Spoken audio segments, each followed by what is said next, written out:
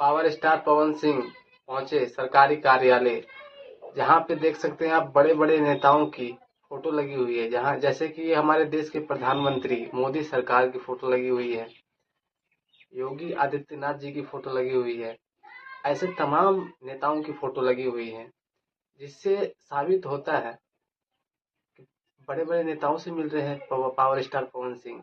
इससे साबित क्या होता है, हमको अनुमान लगता है, हमारा अनुमान है कि जैसे लगता है पावर स्टार पवन सिंह फिर से चुनाव लड़ने वाले हैं भाई, फिर से चुनाव लड़ने वाले हैं, ये ऐसा अनुमान लगाया जा रहा है। जैसे कि हाल फिलहाल में इंस्टाग्राम पे देख ही सकते हो आप, पवन सिंह जी ने पोस्ट किए थे नेताओं के साथ अपना फोटो।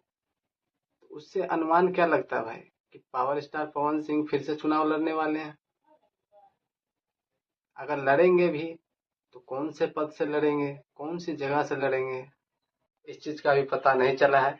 जैसे ही power star Pawan Singh new update देते हैं, वैसे हम आप लोग के लिए एक नया वीडियो बनाएंगे। जैसे कि आप लोग को पता होगा कि पिछली बार पावर स्टार पवन सिंह चुनाव लड़े थे तो हार गए थे, पर इस बार भाई चुनाव लड़ेंगे तो जीतेंगे जरूर। अगर चुनाव लड़े तो इस बार जीत पक्की है।